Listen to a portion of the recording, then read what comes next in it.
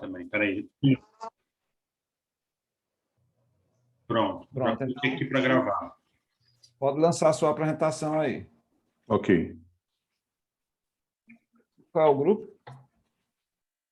É o 3, educação.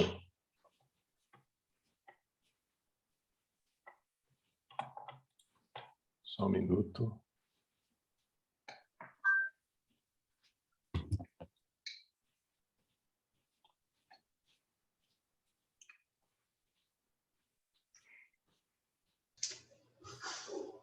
Surgiu uma novidade aqui no meu navegador. No final de semana eu deixei de usar o Chrome e o Opera agora não está abrindo. Só um minuto. Se você for demorar mais, outro grupo pode Pode ir na ser. frente. Pode ser, não tem problema não. Até porque eu libero. Atenção, gente. Algum grupo aí, por favor, rapidinho. Pode ser o grupo de consumo. Tá pronto. Bora, Já. Paulo. Pode vir, Paulo. Vou compartilhar a tela aqui.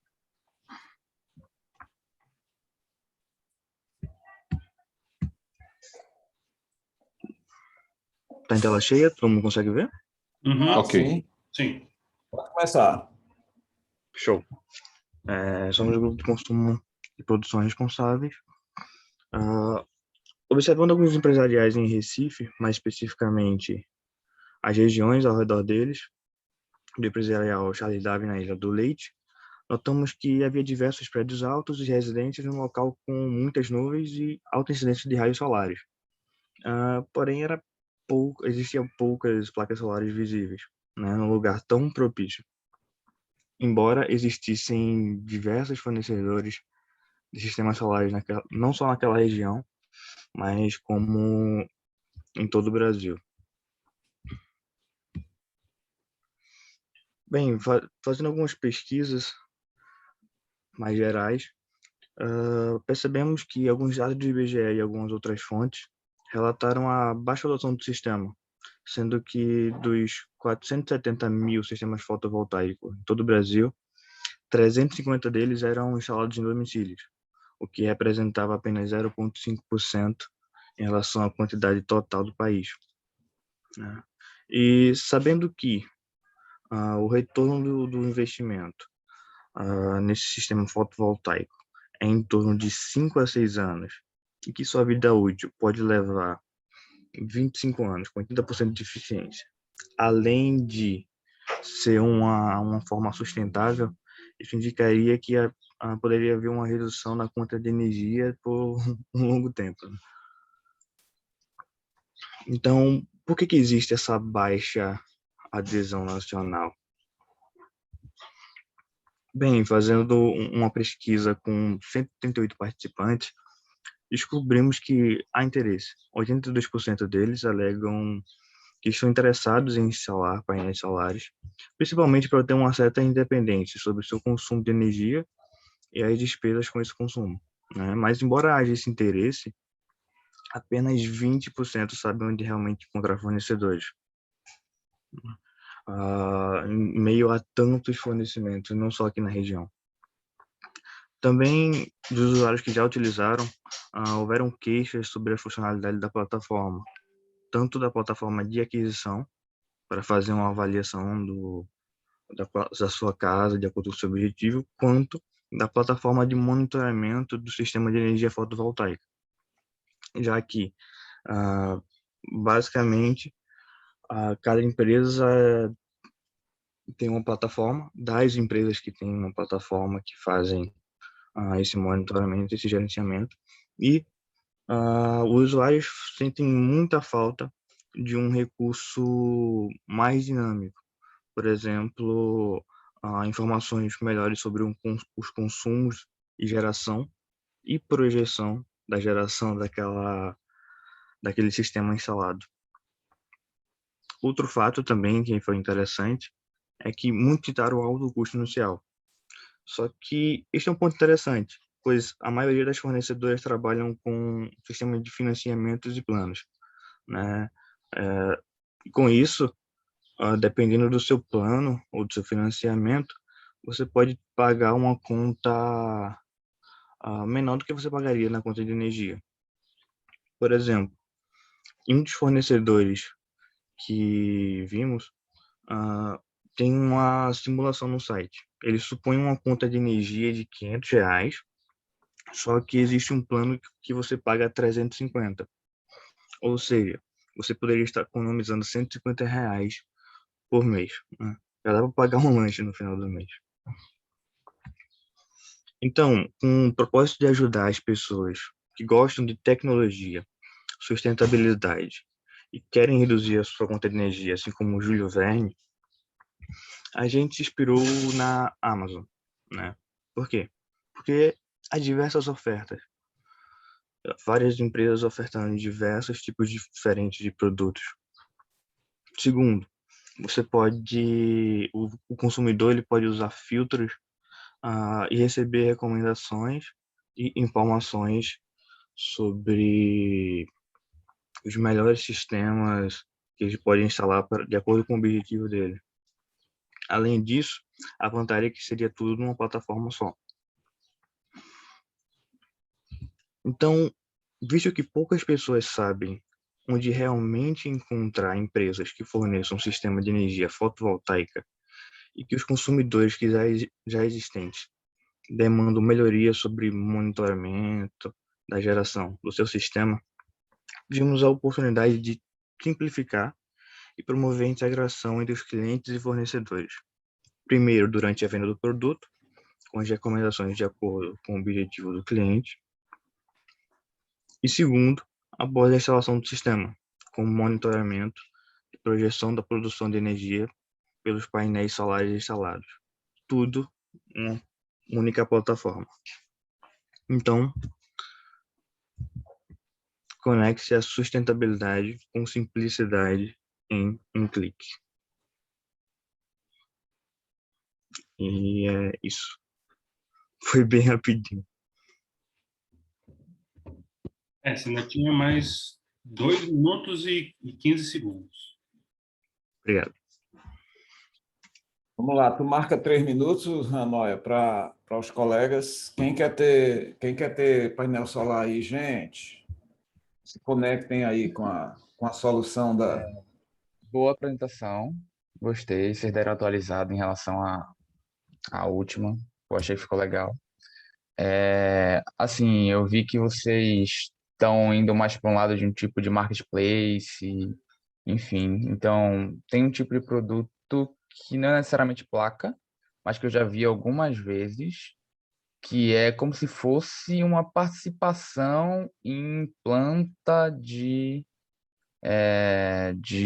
painéis solares. Ou seja, você investe lá Uma e tem, fazenda painel solar. Sim. isso, e tem um retorno em cima da porcentagem que você investiu, né, de energia. Uhum. Isso resolve alguns problemas do processo, né? Talvez vocês pudessem pensar nisso também e ver como inserir isso junto no contexto de vocês. Certo, valeu pelo feedback.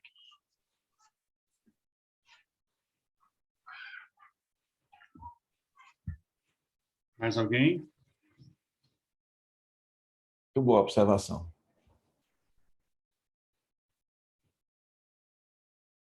Mas ninguém... Nada, gente. Se animem aí. Alguém tem na sua casa, ou sei lá o quê? E gostaria de contribuir com o pessoal? Está aberto para os Alguém alunos, mais? né? Sim, ainda é os alunos. Tem uma coisa interessante, porque a gente ouve as pessoas falarem que o mercado está saturado por conta das possíveis publicidades geradas na web, mas eu não sei qual é o sentimento ou como é que vocês estão tentando enxergar isso, sobre como se mostrar para as pessoas que o mercado não é saturado dessa forma, mas, acima de tudo, gerar para elas a possibilidade de acesso à aquisição desse produto, porque tem pessoas prestando serviço na área de instalação de painéis solares e a gente tem percebido que muitas vezes o serviço chega pela metade. Ou não tem um conversor adequado, ou não tem um conjunto de recursos que garanta que esse serviço possa ser, como eu posso dizer, melhor aproveitado dentro dessa história de reaproveitamento de energia. É aquela coisa que o professor falou na aula passada, esse destaque de qual o melhor perfil, se é o entregue com a concessionária ou não. Então, isso são dúvidas também que me visitam e eu acho que, assim, a apresentação está muito massa, muito mais madura em relação, né, às primeiras, é óbvio, mas é uma coisa que ainda me chega, sabe? Essa necessidade de esclarecimento. Massa, valeu. Estou anotando aqui. Tudo bem. Ok, vamos lá então. Então, Paulo, você põe o slide anterior, por favor. Deixa eu fazer um comentário. Esse aqui? Sim. Então, o serviço de vocês é um serviço de recomendação, é isso? Me resume para mim. Não sei, porque você pode explorar mais, lembrando que vocês deixaram de explorar 2 minutos e meio, né, de apresentação. Então, eu queria ter certeza disso. É um serviço de recomendação, é? O que a gente imaginou, a oportunidade que a gente veria era poder integrar tanto os clientes quanto os fornecedores na mesma plataforma. Porque a gente percebeu esse vão entre os clientes conhecerem as Você empresas. conversou com fornecedores para ver se eles querem estar numa plataforma? Sim, a gente conversou, a gente teve um feedback. Mas você não mostrou aqui, não, né? Acabei não mostrando. Não, tem que mostrar, porque a gente precisa de evidência que essa outra ponta do seu problema tem interesse, pelo menos, né, pelo menos opinativo, de participar de uma plataforma dessa natureza. E ainda assim, você vai ter que explorar muito bem isso, porque as pessoas têm uma tendência a dizer: eu quero. Eu quero. Aí eu vou, né? Aí depois ninguém vem. Então, assim, isso tem que ser muito bem explorado. Deixa eu dar uma outra, talvez, só para vocês começarem a pensar, tá? Então, talvez as pessoas não precisem estar em mais uma rede social e ter mais informação. Talvez o que elas precisem é ser impulsionadas em direção a alguma coisa. Elas não têm um thrust, né, como a gente chama. Elas não tiveram um empurrão suficientemente forte numa determinada direção. Só estou mencionando isso porque vocês podem explorar ideias dentro do que a gente chama de ciências comportamentais, aquela ideia do nudges, né, que foi, inclusive, tema de um prêmio Nobel de Economia. Não sei se Zé Carlos está aqui, ele pode, talvez, mas ciências comportamentais têm sido muito requisitadas na área de influenciar pessoas a fazer coisas. Professor Thaler, Richard Thaler.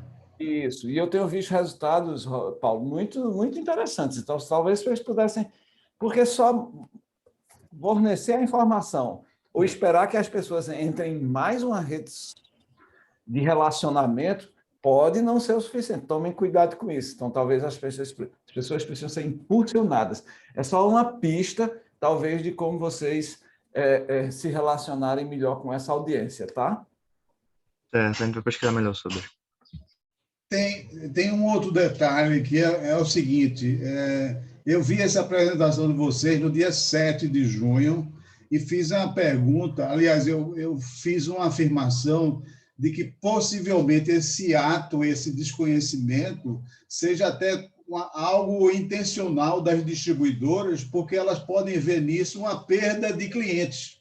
Ou seja, quanto mais pessoas façam essa migração, menos clientes eles vão ter. E aí eu observei que vocês não fizeram essa investigação, ou seja, esse ato aí pode ser explicado de outros mecanismos. O que o Luciano está falando é de incentivos, ou seja, não está havendo incentivos para que mais e mais clientes façam essa migração. Então, se não está havendo, é porque tem uma justificativa. E se vocês consideram que essa frase de vocês conecte a sustentabilidade com simplicidade em um clique, se isso é a proposta única de valor de vocês, vocês deveriam afirmar se é isso ou não, porque não está afirmado, está uma frase jogada. A gente tinha dado uma pesquisada sobre essa questão dos incentivos das distribuidoras, se elas podiam estar, entre aspas, tentando boicotar esse mercado. Mas, na verdade, existem incentivos por parte para você adquirir a utilização do sistema solar. Por exemplo, nas outras apresentações, a gente tinha citado a questão do sistema de créditos, né, que você pode gerar para a distribuidora. Além de alguns incentivos fiscais também que o governo estava dando. Acho que acabei não botando na apresentação, por isso que não ficou tão claro. É meramente... Quem está falando? Paulo. Hein? Paulo. Paulo, é meramente um reforço do argumento, porque você jogou aí, colocou que as pessoas desconhecem, as pessoas não têm acesso à informação, mas por outro lado, você acaba de dizer que existe informação sobre crédito, sobre determinadas coisas, então a gente fica sem saber qual é, de fato, o problema. O problema ainda está muito em aberto aí. Eu diria até o seguinte, gente, assim, como talvez não sei se um encaminhamento, mas uma maneira de vocês também pensarem, assim, instalar todo esse processo de energia não é só uma questão de reformular o princípio de energia de uma casa, de um escritório, de alguma coisa, não é só uma questão de quanto custa, né? Mas de como que você pode viabilizar isso. Pelo que eu entendi, vocês estão querendo fazer isso, vocês estão querendo tornar claro, ou tentar engajar as pessoas para que elas façam essa transição, né? Então, como não é um processo barato, não é uma coisa que ele pode ser barato se você pensar a longo prazo, a médio prazo, né? Mas você tem que desembolsar um determinado valor para que isso aconteça, né? Tem um investimento aí. Pensem, por exemplo, como os bancos costumam fazer quando você precisa de um financiamento, né? Então, quando você entra num banco, eu estou querendo financiar um carro, estou querendo financiar uma casa, você entra lá no banco, você preenche uma série de informações e o banco te mostra qual é o plano que você vai ter para conseguir fazer isso acontecer. Ó, quero financiar um carro, ó, a proposta que o banco te oferece aqui para financiar é você pagar, sei lá, R$ 1.000 por mês durante 30 meses e assim. Quer dizer, ele te faz um cronograma, né, financeiro de como que você pode fazer isso. Então, principalmente se falando em termos de energia, eu acho que seria interessante para fazer com que as pessoas se engajem nisso, né, que elas façam essa transição, não só apresentar, né, em acordo com as pessoas que instalam, conversando com essas pessoas que instalam isso, né, como é que isso pode ser dividido financeiramente, mas também uma previsão de quanto que as pessoas vão economizar em termos da conta já nesse processo, né?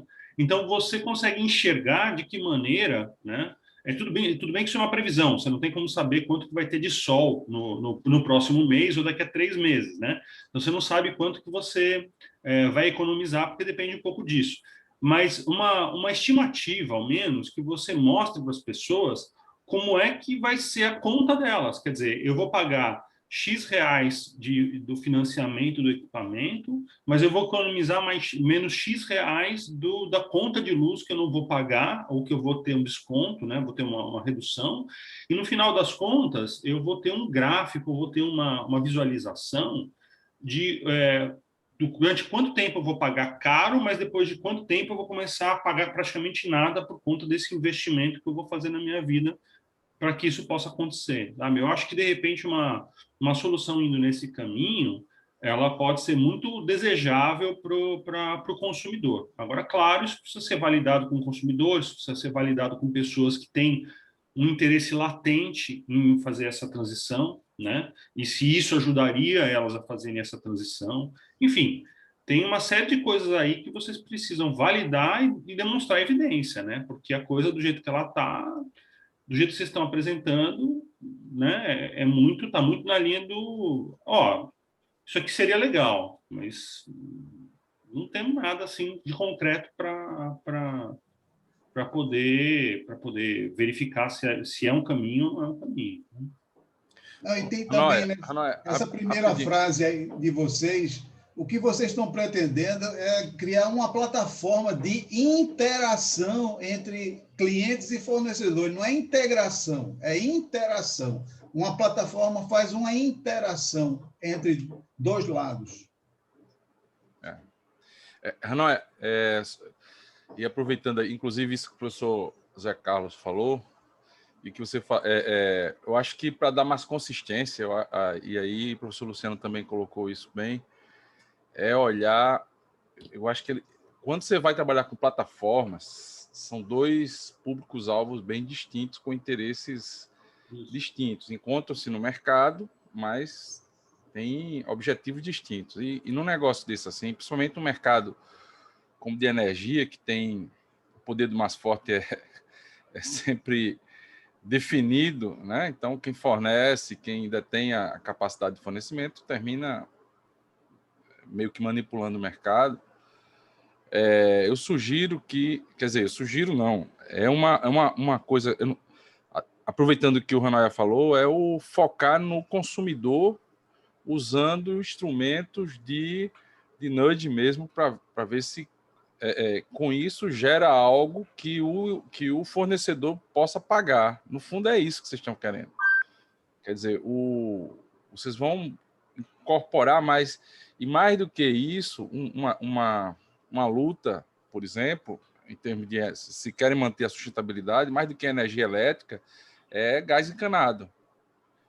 Gás encanado é ainda mais complicado, talvez até mais fácil da conexão, mas a turma, às vezes, tem resistência, principalmente algumas construtoras e tal. Então, de repente, é um outro mercado, ainda na pegada da sustentabilidade, que o gás encanado é menos, vamos dizer assim, deve ter uma pegada de carbono menor do que o botijão, e até porque não vem no caminhão, etc. Então, já e é mais provável trabalhar o consumidor como público-alvo, quer dizer, você foca melhor no público-alvo. Porque quando você trabalha com plataforma, é dureza, tem que ter uma equipe de entendimento muito bem feito dos diversos públicos que têm interesse aí direto na proposta. É verdade. Pessoal, queria falar um pouquinho dos que me antecederam.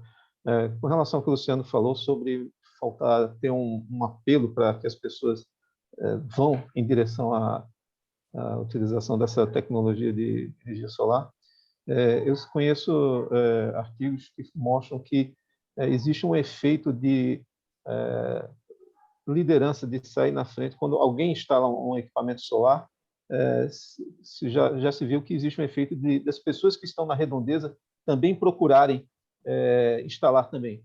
Então, o exemplo do uso dessa tecnologia é um impulsionador para que outros venham a aderir.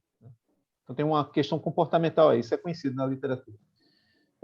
Outra coisa que eu estava me lembrando é o seguinte, por exemplo, existem alguns negócios, como, por exemplo, de alimentação ou farmácias, que a questão a pessoa vende alimento, como, por exemplo, o McDonald's, a Drogasil vende remédios, mas existe intrinsecamente uma questão imobiliária associada a isso.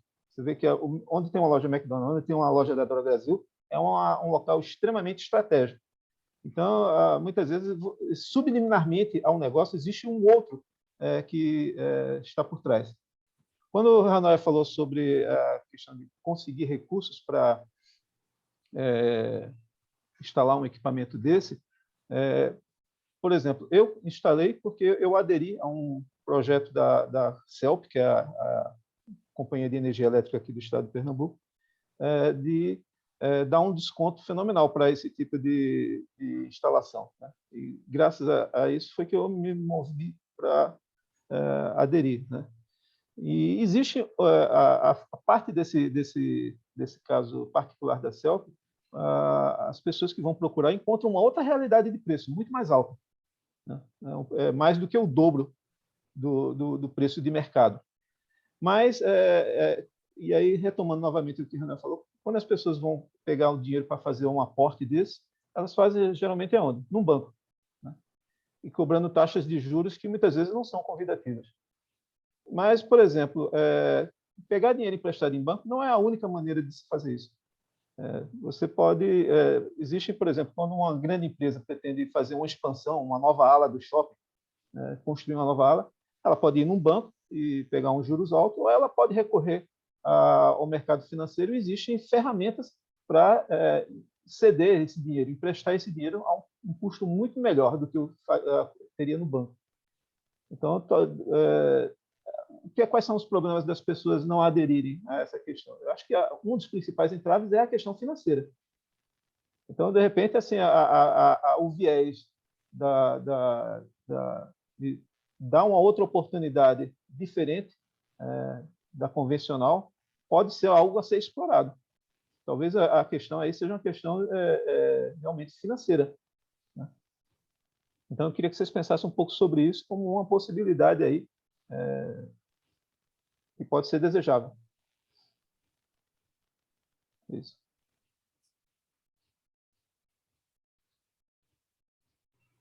Só para fechar aí, não sei se depois alguém vai falar, mas veja que vocês estão recebendo um monte de feedback, gente falando, como o Bosco falou agora, sugerindo qual é o problema.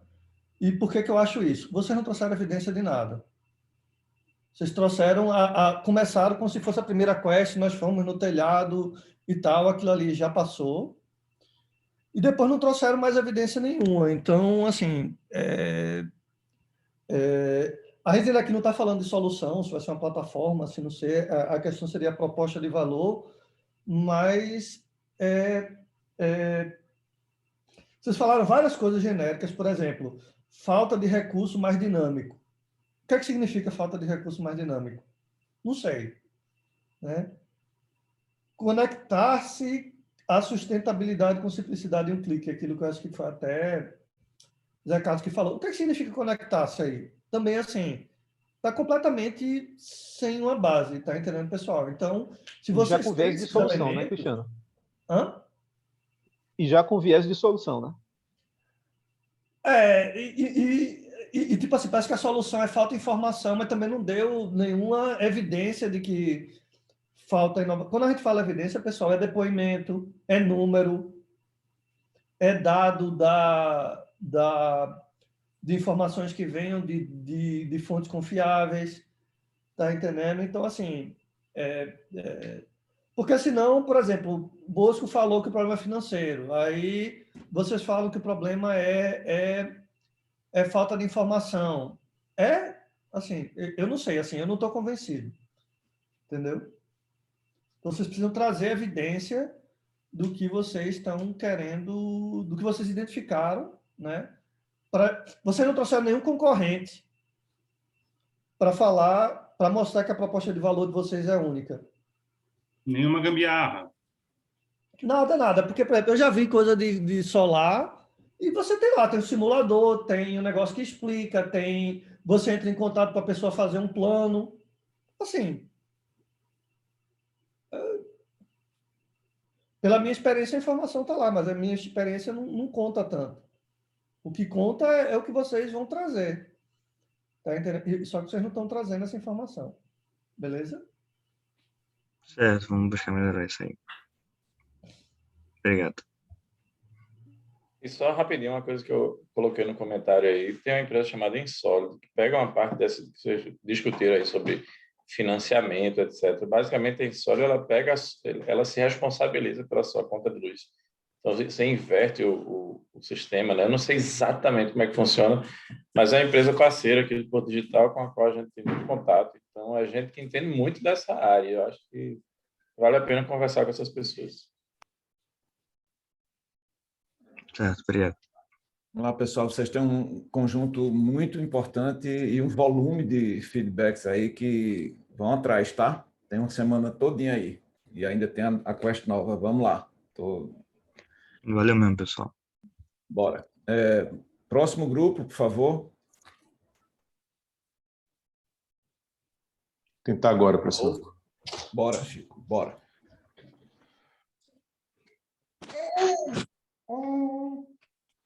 Bom dia. Eu espero que vocês consigam me ouvir bem. Outro detalhe, como eu já disse, eu não sei se todos os professores estavam, a minha pequena amiga Maria, e também filha, está ao meu lado. Então, vocês podem ouvir ruídos, tá? É isso, pai. Vamos lá. Quando a tela carregar... Carregou, Quest 4, ensino remoto? Sim, pode começar. Pronto. Bom dia, professores. Nós estamos aqui com a Quest 4, somos da equipe 3. Eu sou Francisco, representando os 15 membros, né, da equipe. E dentro do processo a gente está trazendo uma releitura do que nos motivou, né? Foi pensar enquanto essa referência que vocês enxergam agora, a Bassa, foi vista durante um tempo como objeto de desejo e talvez até de conhecimento. Quem sabe, coisa de outro mundo, né? Quem podia, além de comprar, deter o saber que estava ali dentro. É pensando nisso que a gente traz a seguinte questão, né? E até uma afirmação, né? Há conhecimento aqui na internet. E diante desse cenário, e já que o nosso foco é educação, a gente resolveu revisitar tudo aquilo que já havia pesquisado anteriormente e descobrimos, né, dentro dessas nossas entrevistas, por exemplo, que há conceitos sinérgicos quando a gente pensa em ensino e aprendizado. Hoje se adota ensino como algo que merece um destaque relacionado à partilha e aprendizado, essa capacidade de aquisição e modificação de conhecimento. Mas os resultados, a gente fala que são sinérgicos porque eles trazem efeitos que impactam tanto os professores quanto educandos. E é nesse momento em que a gente pensa da seguinte forma: qual assunto e competência quando o assunto é competência informacional, como é que os professores estão em relação a esse conhecimento, né? A nossa pesquisa apontou que há professores com nenhum conhecimento, tem os que dizem saber o mínimo e os que já são considerados especialistas. Por que a gente destaca os especialistas aqui? Porque esses têm atuado nesse cenário, principalmente, como gestores ou consultores, implementando essas tecnologias educacionais para as novas demandas. Isso é interessante porque também foi revelado que esses profissionais têm uma menor carga horária em sala de aula. Ao contrário dos profissionais de ensino, né, que não possuem competência nenhuma e se revelaram como paralisados, como dependentes do outro para poder agir diante do ensino remoto.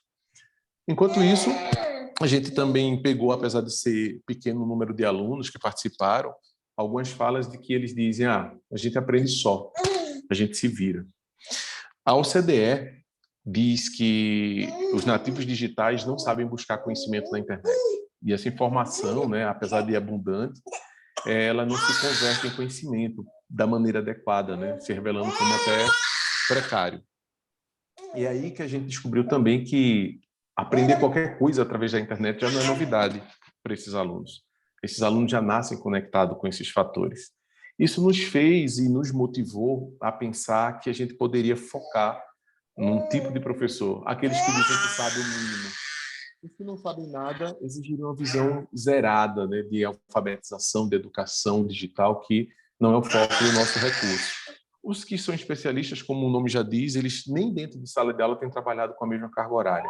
E a gente precisa pesar isso. Então, os relatos que nós mantivemos, né, das nossas pesquisas, e esses relatos trazem que, apesar de não terem domínio, esses profissionais parecem que desejam, mesmo que fosse através de uma formação continuada, aprender mais. Eles reclamam da limitação em acesso à tecnologia, dizem não ter mais tempo, porque os recursos computacionais estão demandando outros horários de atendimento, a final de semana, depois do expediente, e o que me entristece muito é não conseguir engajar os alunos. Esses são depoimentos distintos, mas o que é comum neles é que a maioria tem dificuldade em validar tantas informações disponíveis na internet. Esses argumentos nos fizeram reler a quinta competência da BNCC, que diz que a cultura digital, que tem foco em cultura digital, né, ela busca compreender, utilizar e criar tecnologias digitais de informação e comunicação de forma crítica, reflexiva e ética. E mais embaixo a gente destaca a frase produzir conhecimentos. Isso por quê? Porque quando a gente começou a desenhar o nosso perfil da proposta de valor, a gente encontrou o seguinte: a gente percebeu que há dificuldades de validar informações encontradas na internet como confiáveis. sem uma profunda pesquisa por trás. Então, assim, o cara já não tem tempo para fazer a pesquisa e ainda e quando faz, ter que ir atrás dessa validação. É por isso que a gente discutiu nesse cenário, dentro daquela visão dos principais concorrentes, né, o que eles entregam como valor. A gente percebeu que, por exemplo, a integração com ferramentas tecnológicas é uma, tempo de engajamento e qualidade de experiência é outra. Mas nós não percebemos uma coisa nesses concorrentes, que, por exemplo, quando a gente está traçando o perfil do nosso cliente, né, os que têm dificuldade de encontrar conteúdo, a gente percebe que uma dor que eles têm é que eles não querem perder muito tempo validando esse conteúdo e também tem medo daquilo que o aluno tem consumido como informação. E esse profissional tem normalmente como uma tarefa pesquisar conteúdo confiável e de qualidade na internet para suas aulas. Existem planos de aulas definidos, é uma realidade. Existem tecnologias que facilitam, é outra. Mas quando eu quero guiar meu conhecimento, o que é que eu faço? E pensando nesse perfil do cliente, a gente entende que eles esperam, né, entregar o conteúdo de qualidade para os alunos. Isso é um desejo que eles revelam, assim como serem capazes, dentro da autonomia dele, de explorar novas formas didáticas. A proposta que nós trabalhamos nesse sentido, como solução, foi tentar integrar ferramentas de busca já disponíveis, formando assim uma rede de profissionais de educação. Às vezes vocês acham que conseguem ver aqui que tem a palavra ciências, porque a gente está estudando a especificidade dessa rede. E aí, essa possibilidade, esses profissionais que estariam na rede seriam responsáveis pela checagem e verificação do conteúdo. A gente tem como solução fornecer um conteúdo de qualidade e verificado, que é o que a gente pensou dentro desse foco, né? E, acima de tudo, tentar entregar como resultado, né, um conteúdo confiável, estímulo ao processo de ensino-aprendizado e uma geração de rede, né, de valorização dos educadores que ali estão contribuindo para essa validação. Esse cenário, né, faz destacar que a nossa proposta de valor é entregar conteúdo verificado através de uma rede de profissionais da educação.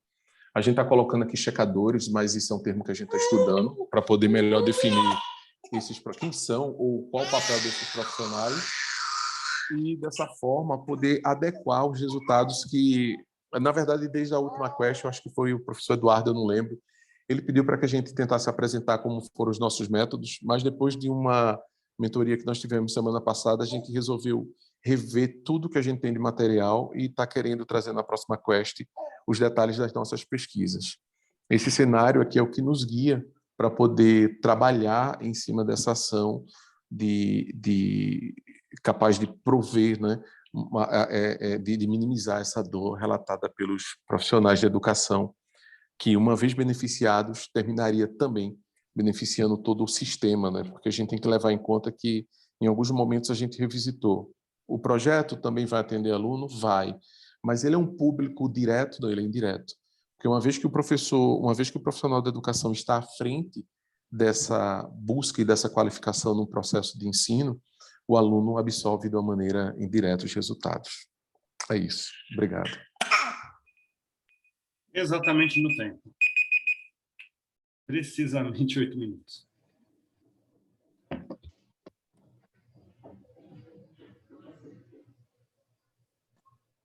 Os colegas, sugestões, comentários, perguntas?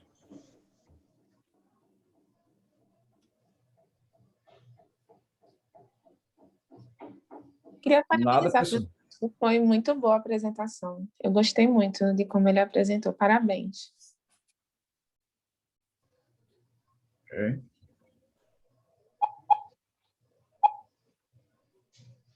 Mais alguém?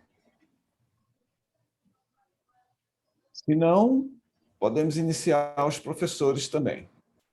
Eu vou não comentar quase nada, só depois, porque eu já fiz os meus comentários na mentoria.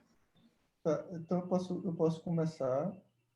Assim, a temática é bem interessante. Tá? Eu acho que assim, o roteiro que vocês estão seguindo também, mas como a equipe anterior, assim, tem vários detalhes e evidências aí que eu acho que estão faltando. Por exemplo, vocês estão falando de professor do ensino médio, ensino básico, ensino superior, Tá? Então, assim, era bom caracterizar, né? O que é que significa saber o mínimo? Aquele professor que sabe o mínimo. Talvez posicionar um desafio concreto. O professor quer ensinar tal coisa de matemática, por exemplo, e ele quer que os alunos vão atrás de material, não vão atrás de material, esse conflito conflito entre aspas, né? Entre o professor ensinar e o aluno aprender. Então, trazer mais concretamente, o que é que significa com exemplo, sabe? E vai lá na proposta de valor. Em qual, professor? No slide de proposta de valor.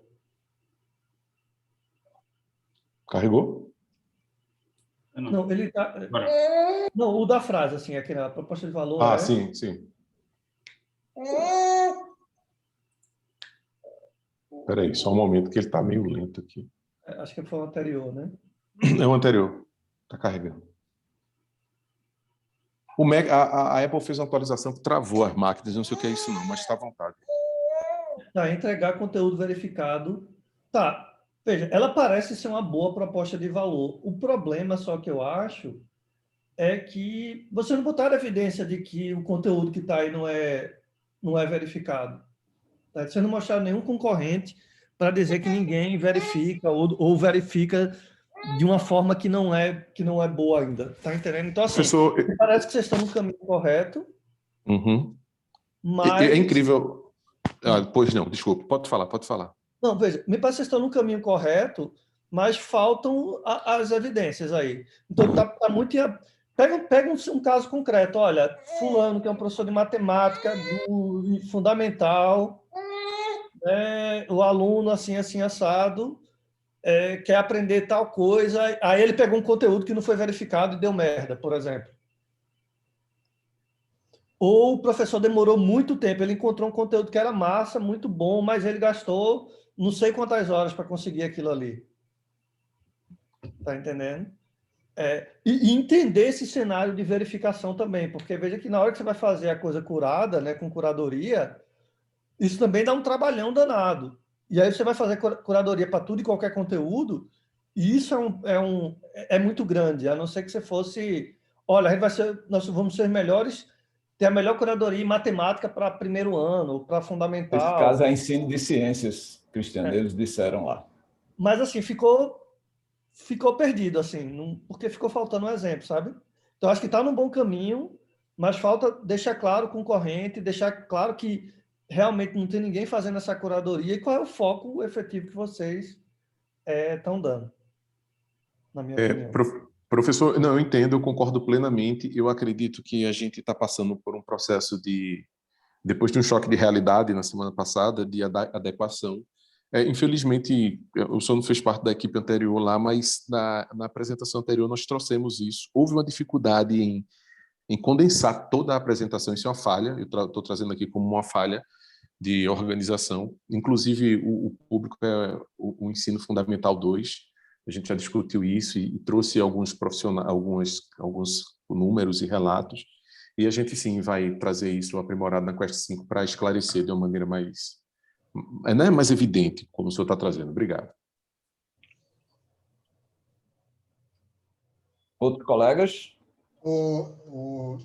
Deixa eu fazer... Cristiano tem razão nesse sentido de demonstrar um pouco mais o foco, mas eu queria só apontar o seguinte: no ensino superior, a gente tem vários mecanismos de encontrar conhecimento validado, ou seja, tem journals, tem uma série de meios da gente encontrar conhecimento validado.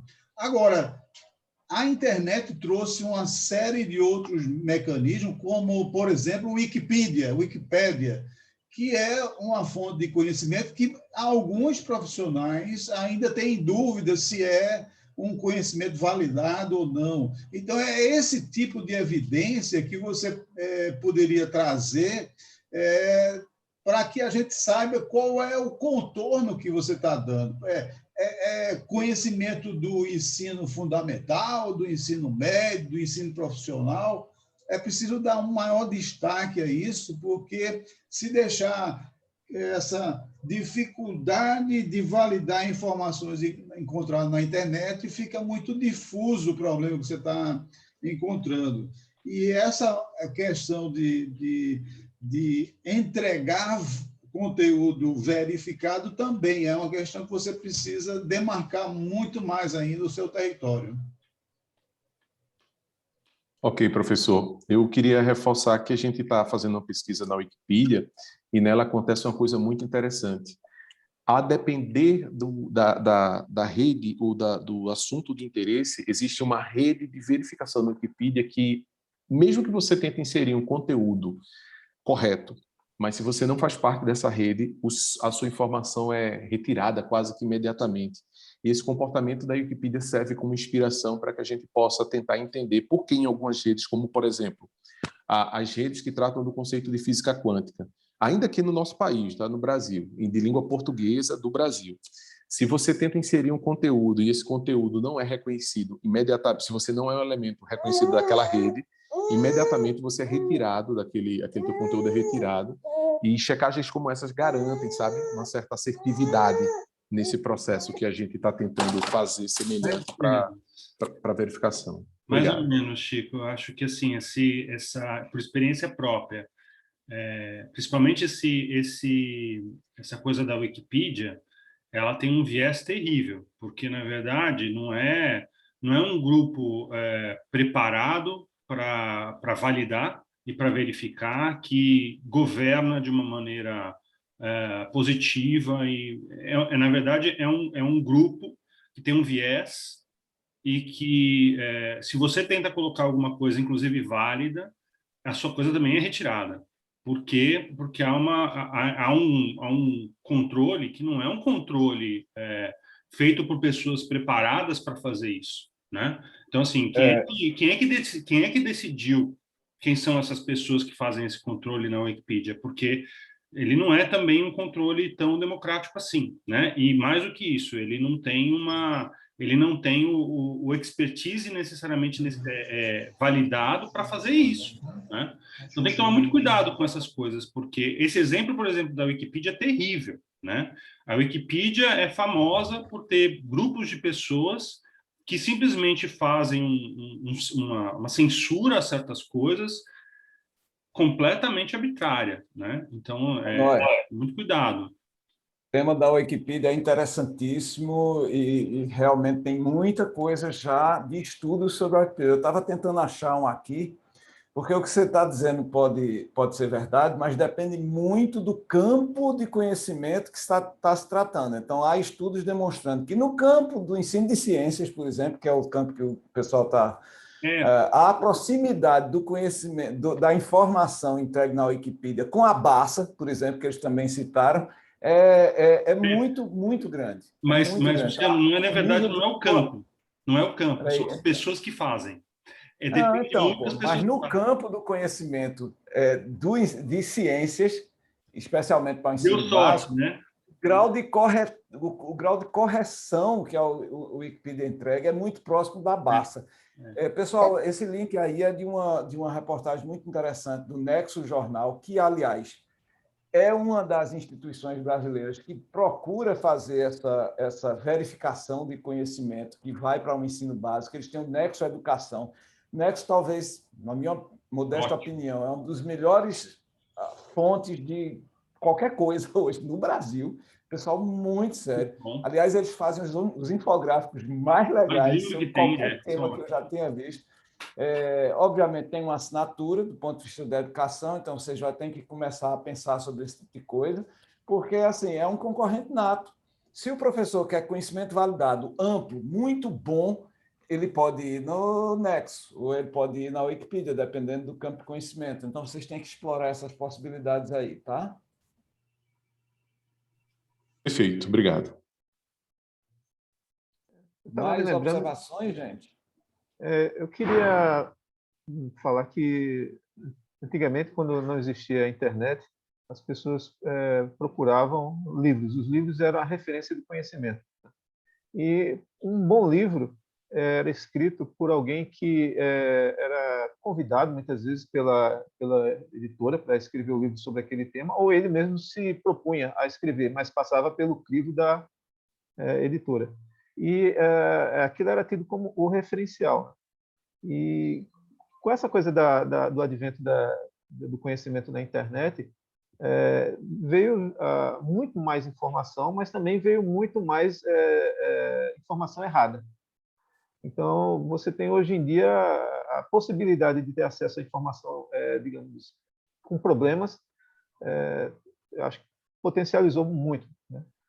E eu fico pensando, foi falado pelas pessoas que me antecederam aqui, principalmente o Hanoi, sobre essa questão do Wikipedia, né, que existe um afunilamento de quem faz aquele conhecimento estar disponível lá.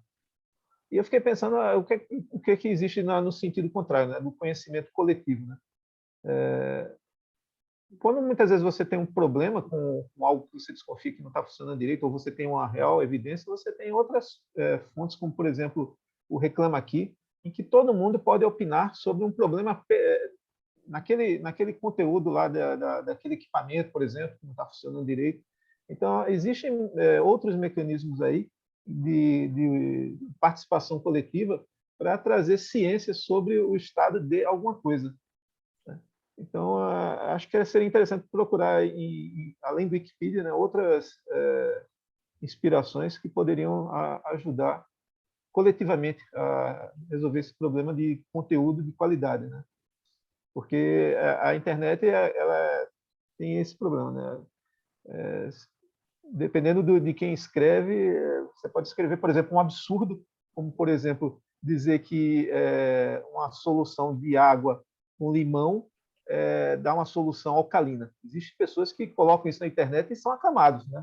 É uma verdadeira loucura, uma coisa dessa. Mas basta algum macaco lobotomizado escrever alguma coisa, e se esse macaco é famoso, sai todo mundo aplaudindo. Né? É pior do que isso, né? Os ainda falam que você ingerir isso faz o teu pH do sangue ficar alcalino.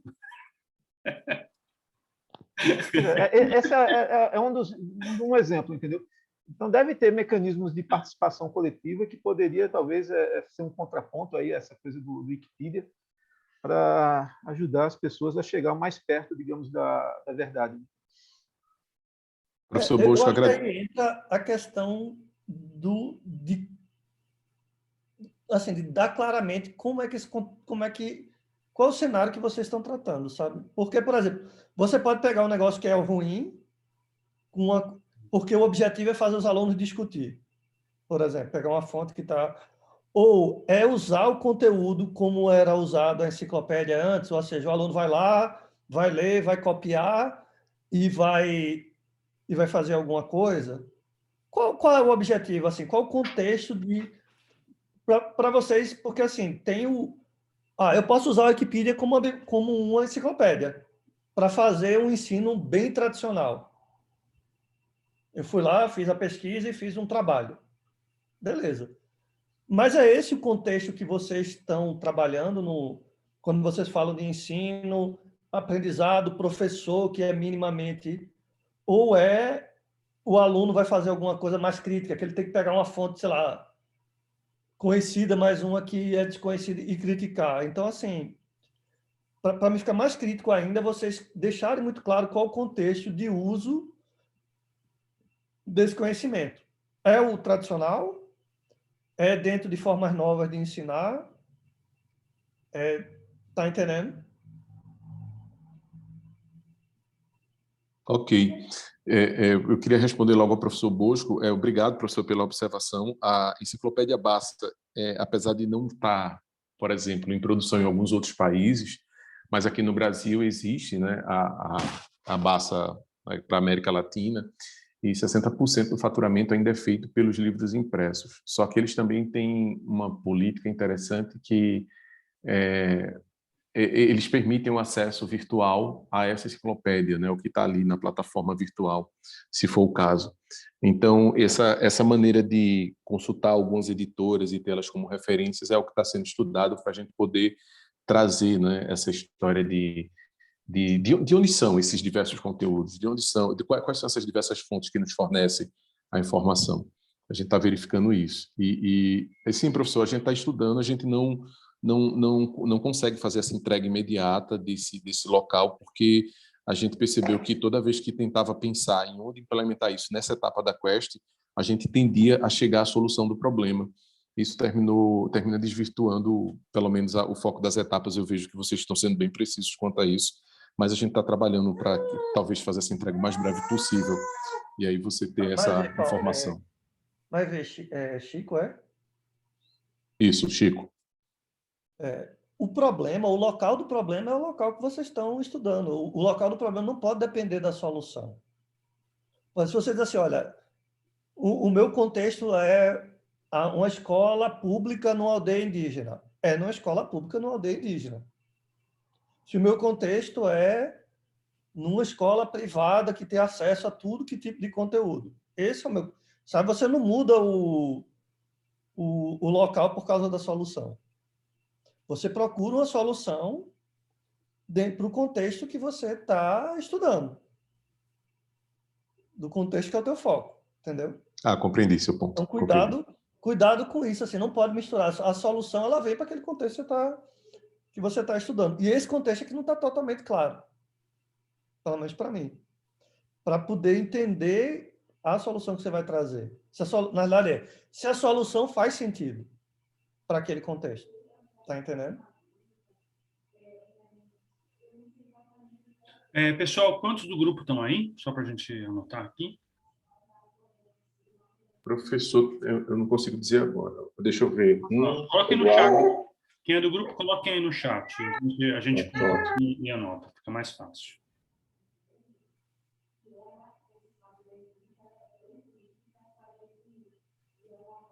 A proposta é entregar conteúdo verificado, mas entregar para o professor que está preparando a aula, ou para o aluno que está assistindo a aula, ou para ambos? Quem é o público-alvo? Entregando ao professor, como foi explicado lá naquele processo do foco pedagógico, né, do ensino-aprendizado, a gente compreende que o aluno recebe esse conteúdo também. Porque, de alguma maneira, o principal provocador no processo de ensino é o professor. E o aprendizado, o aluno hoje em dia já tem adquirido de alguma forma, até de certa forma autônoma, né?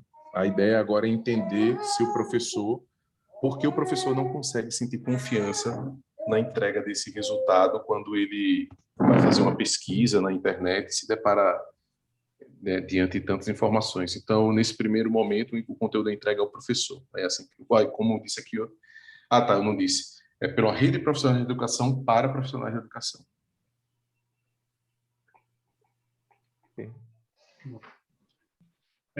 Também, deixa eu aproveitar, gente, do grupo de consumo e produção responsáveis, quantos estão aí? Coloquem no chat para mim, quem é do grupo de consumo e produção responsáveis. A gente anotar esses dados. Eu já falei para vocês, não é uma questão de presença, é mais para a gente saber como é que anda a saúde da equipe, tá, gente? É um dos índices que a gente acompanha para saber como é que as coisas estão indo. O engajamento. Produção responsável, Leandro. Coloquem aí para a gente ver quantos estão.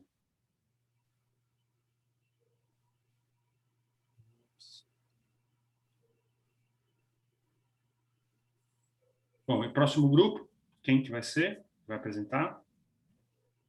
Opa! Pode encerrar? Próximo. Ok. Deixa eu ver aqui. Acho que deu.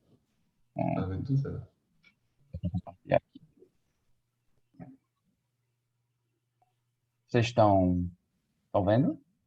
Yes. Assim, né? Deixa eu colocar para apresentar aqui. Pronto. Bom dia. Meu nome é César, sou do grupo de finanças, certo? E nós estamos trabalhando mais especificamente a parte de educação financeira, certo? E, bom, no contexto brasileiro, né, a gente enxerga, né, alguns pontos e algumas coisas que são um pouco complicadas nesse cenário, né? Nós temos 62 milhões de brasileiros que vivem com contas atrasadas hoje, certo? Esse dado é de 2021, feito pelo Serasa, certo? E segundo o Banco Mundial, em 2020, 96,86% dos brasileiros não economizou pensando no futuro, certo? E esses são dados bem gritantes em relação ao cenário brasileiro. E eu acredito que foi pensando nisso que o MEC, certo, promoveu na nova Base Nacional Comum Curricular o ensino da educação financeira como tema transversal, certo?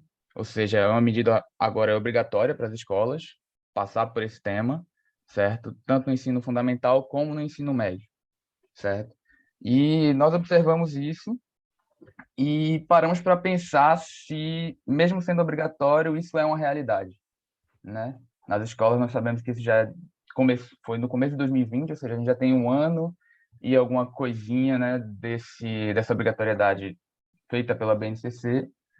E o que nós podemos observar é que não, isso ainda não é uma realidade nas escolas, certo, do Brasil, nem nas particulares, nem nas públicas, certo? Isso aqui é só uma frase que resume tudo aquilo que a gente encontrou nas entrevistas, certo?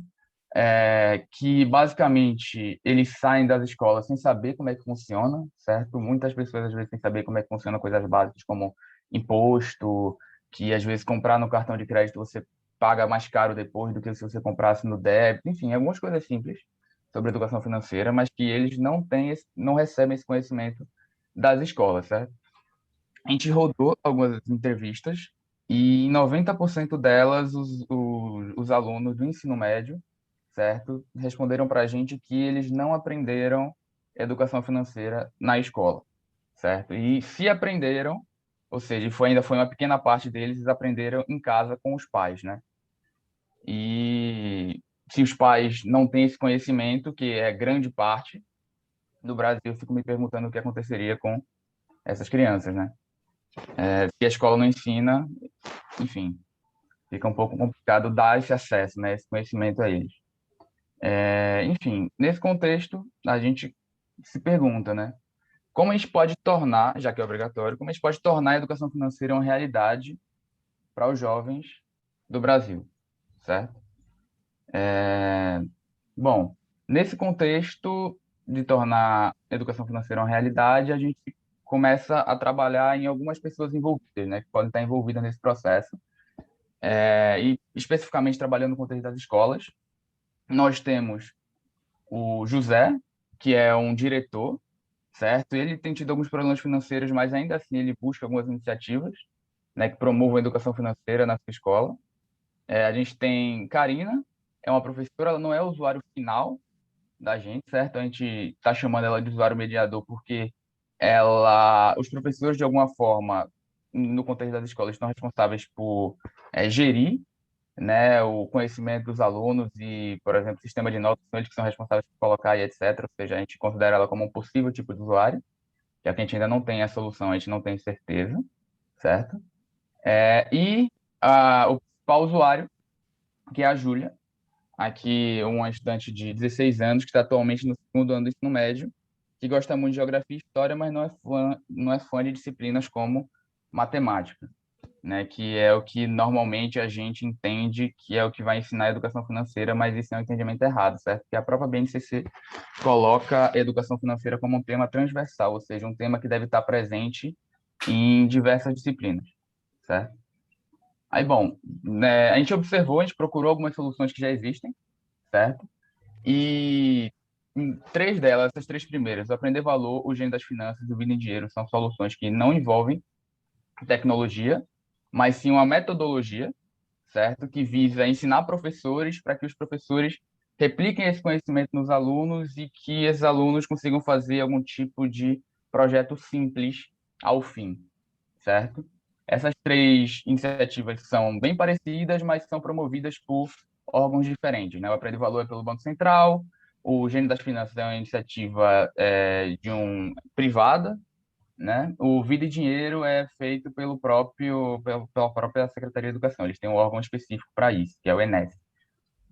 Além desse tipo de solução, né, que é mais uma metodologia que normalmente está acompanhada de material didático, etc., nós temos ainda um tipo de solução mais, como é que eu vou dizer, mais recente, certo? Aqui a gente trouxe o exemplo da Nath Finanças, mas ela é um exemplo de sucesso num grupo de vários, certo? Ela é uma orientadora financeira com comunicação simples e voltada aos jovens de baixa renda, certo? Ela atua em diversas mídias. Ela é o que a gente pode chamar de digital influencer, né, hoje. E, recentemente, muitos deles, principalmente voltados à educação financeira, têm alcançado bons números, certo? E têm sido bem presentes em relação ao ensino, principalmente voltado para os jovens por conta da linguagem, certo?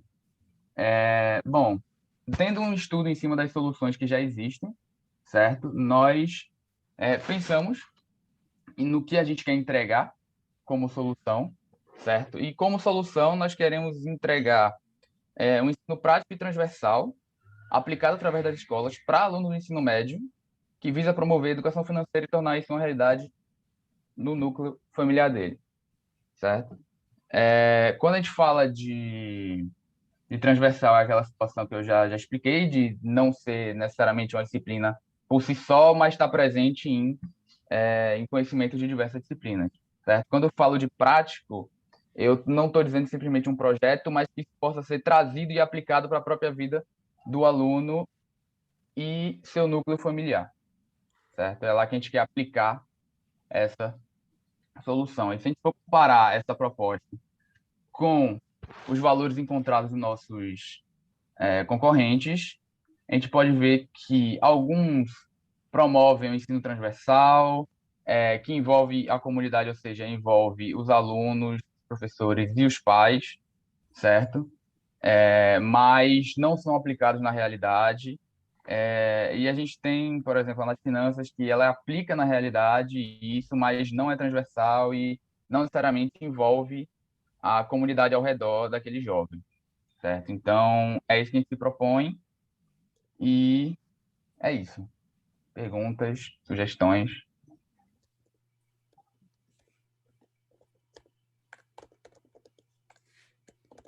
José, pode falar. Eu sou do grupo, desse grupo. Eu gostaria de saber se eu também posso falar junto com o César nas perguntas e tal. Pode sim, pô. Ótimo. Todo grupo. Cristiano falou uma coisa aqui que eu gostaria de ressaltar. Ele falou assim, duas coisas, na verdade, né, que não é a solução. A gente usou a palavra solução ali, mas é porque, de uma forma genérica, a gente tinha utilizado a palavra metodologia, porque a gente não sabe exatamente como é que a gente vai aplicar esse conceito, né? Mas a gente quer aplicar de alguma forma, uma metodologia, enfim, uma plataforma de ensino que seja transversal e que envolva o núcleo familiar, né? Como a gente estava conversando. E a outra coisa que Cristiano falou foi que falta evidência de que isso é importante. Eu não sei se a gente se fez suficientemente claro, mas essa ideia, ela sai a partir do momento que a gente faz uma quantidade de entrevistas qualitativas legais e percebe que 95%, não, exagerei, vamos lá, 90% não sabe nem o que é educação financeira e os 10% que souberam aprenderam com os pais. Então, acontece uma coisa meio unânime aí, em que o núcleo familiar está envolvido. E aí a gente cruza com uma outra informação de uma entrevista que César, ele viu, ele pode falar aí onde é que foi, eu não lembro, que 100% dos alunos que aprenderam educação financeira trouxeram para casa, no final das contas. O que, se você parar para pensar, faz todo sentido, porque o que é que um adolescente vai fazer com o dinheiro? Né? Onde é que ele vai aplicar? Qual é a instituição mais próxima dele, digamos assim? É a familiar. Então, sai a partir dessas evidências, né, que a gente tomou essa decisão. Não sei se é suficiente. Professor, eu Chico, aluno, posso falar um negócio? Sim. É que eu ainda não emiti opinião sobre a educação financeira. Antes mesmo do colega José falar, eu queria ter dito isso. É que eu acho um tema de extrema importância e ele é invisibilizado para as camadas com menos recursos, as camadas mais pobres da sociedade. Por que eu estou trazendo isso? Por exemplo, algumas coisas você só vai aprender depois dos 30.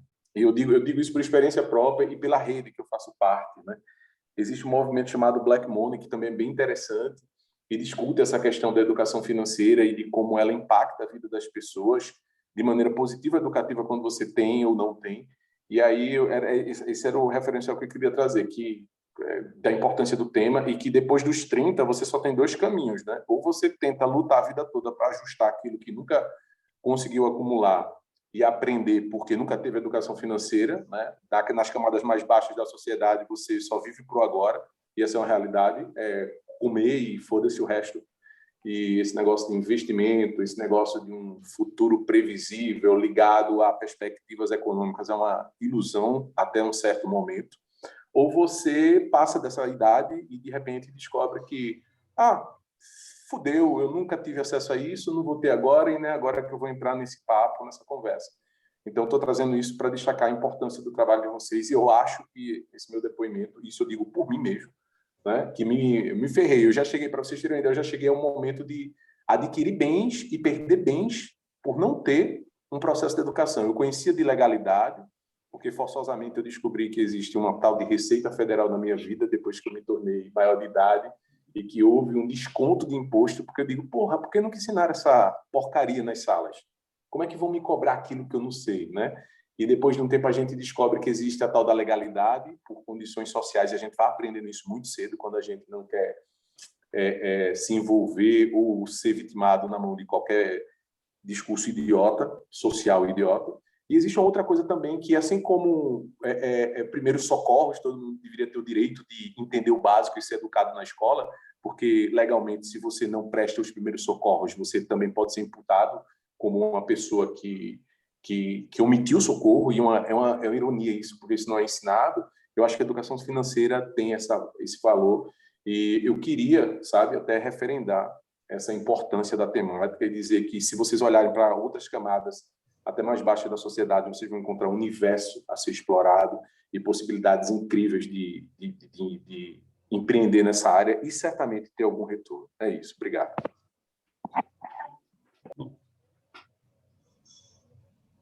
Mais outros estudantes? Não? Então, os colegas professores... Ranoia, mede uns 8 minutos aí, porque ainda tem mais grupo, hein? Senão a gente vai passar da... Rapidinho aqui. Professor Cristiano, o meu é rápido. Não, só sobre um cuidado para entender sobre essa questão de educação financeira nas camadas D e E, né? Principalmente. Educação financeira é importantíssima. Eu acho que tem que arrumar um jeito de fazer essa mediação para a turma de renda mais baixa. Mas uma coisa a gente não pode perder de vista. Poupa quem tem. Então, quando você trabalha com a renda média muito baixa, você pode, se não tiver um apelo muito bem feito, e aí você falou uma palavra certa, no empreendimento, alguma coisa que dê renda extra. Eu acho que a educação financeira para a população de classe mais baixa, estou dizendo isso até como pesquisador também, não sou da área de educação financeira, mas como economista a gente termina esbarrando nisso, ensinar esse pessoal que ele pode empreender de alguma forma, para ter renda extra. É isso que é o ponto. E a partir daí, sim, com a renda extra, ele conseguir algum tipo de trato com os recursos adicionais. Lembrando sempre que tudo que vem é para sobrevivência. Então, é um desafio enorme a gente trabalhar isso aqui no Brasil, né? Mas é só esse ponto para prestar atenção no desafio que está sendo posto aqui. Obrigado. Não, eu concordo, assim, para mim a educação financeira ela é fundamental, mas no trabalho de vocês, e aí, gente, é mais para melhorar, tá? Vocês estão numa linha muito boa, acho que tem um potencial grande, já que o MEC disse que tem que estar na grade, só que eu acho que vocês estão muito indo pelo lado da obrigação. O que é que eu falo isso? Tem que ter, então nós vamos fazer, tem que ser transversal, assim, está seguindo, digamos, o que o MEC está dizendo. Mas, por exemplo, vamos para o mundo real, coisas que vocês não falaram, mas não deram evidência, mas vamos para o mundo real, Qual é a necessidade que os alunos têm de educação financeira? O que é educação financeira? Em que nível tem que ser? Qual é a necessidade? Em que nível ela tem que ser ensinada? Como é que ela vai ser colocada na prática? Então, eu senti falta também, de novo, das evidências do contexto, né? Vocês vão ter uma pegada mais para uma galera que tem uma renda mais baixa, que tem uma renda mais alta. Tudo isso são escolhas, tá entendendo? Então, assim, cuidado com o negócio que vocês falaram lá no transversal, assim, vai lá para o quadro que vocês fizeram. Esse aqui. Parece que vocês estão indo... Olha, uma solução boa é uma aqui, aplica na realidade, é transversal e envolve a comunidade. Ou seja, faz tudo. Projeto bom de projetão não é o que faz tudo, não é o que você faz aquela coisa assim, eu vou ser o único que faz tudo que os concorrentes não fazem. Certo? É o que faz melhor alguma coisa. Então, se vocês forem chegar assim, olha, a gente vai ser o melhor que envolve a comunidade, porque a gente foca no negócio real. A gente não está preocupado com a transversalidade, não. Eu não sei nem o que é que significa dentro do contexto de vocês. Se é, por exemplo, eu tenho que usar em história, em matemática, e não sei o quê, quer dizer, eu vou fazer isso. Tá entendendo? Então, vocês podem ser o melhor que envolve a comunidade, que envolve a família e que funciona. Não precisa fazer tudo. Tá entendendo? É porque o que eles não deixaram claro, Cristiano, é que eles querem uma solução curricular. Esse aqui é o problema. E não está absolutamente claro isso. E o que é que isso daí significa? Vai ser a melhor solução cumprir a tabela que o MEC está dizendo? Mas não sei o que é que significa, mas eles estão indo numa direção, e isso, de novo, não está claro, que eles querem uma solução para a escola, não é para as pessoas. Isso é um problema. Mas, por outro lado, ele vai para o lado da família, que envolve... Quer dizer, isso também não está claro. A escola tem família também. Não estou defendendo eles, não. Eu estou concordando com você que está confuso. Então, mostra o exemplo da situação. O aluno ele precisa aprender finanças para quê, no contexto de vocês? E o que é que está faltando para que isso aconteça? Está entendendo? Então, não vá por essa linha de que porque o MEC disse que ia estar lá e a gente vai botar no currículo. Assim, usa isso como uma oportunidade, mas dando uma cara de vocês, entendeu? Deixa eu fazer um comentário também nessa mesma direção. Eu, assim, não fosse essa tabela, pessoal, de vocês, a forma como está escrita a proposta única de valor, ela não é absolutamente única. Um monte de gente faz isso aí. E faz muito bem, inclusive. Então, tem várias redes de ensino que tem programas de educação financeira, tal, não sei o quê. E outra galera que se você for lá no site da BEI Educação, por exemplo, BEI Educação, eles têm um programa de educação financeira para vender para as escolas, para redes de ensino. Essa outra galera que eu linkei aí, porquê.com.br, é uma galera que faz um meio campo entre esses muito formalistas, feito programas do Banco Central, que ninguém entende, e uma coisa mais dinâmica e de influenciador como a Neto Finanças, que é muito legal, mas também tem uma linguagem, assim, talvez far out, vamos dizer assim. Essa galera do porquê encontrou, pelo menos na minha opinião, um meio campo ali mais adequado, talvez, ao campo mais aceitável do ponto de vista da gestão escolar, por exemplo. E eles se comunicam com essa galera. Então, vocês têm que pesquisar mais. Eu botei o link aí, porquê.com.br. Tem que pesquisar mais, muito mais essa galera, para escrever uma proposta de valor que seja única. Da forma que está escrita, não é única. Um monte de gente faz isso. Então, eu não sei quem é que vocês querem mobilizar, energizar. Então, eu escolheria uma dessas coisas aí. Vocês têm uma proposta única de valor, cujo foco é a mobilização da comunidade no ambiente escolar, para a escola ajudar as famílias a lidarem com finanças. Essa é a proposta de valor, entendeu? Não é transversal, né? Para lá com transversal dá muito trabalho.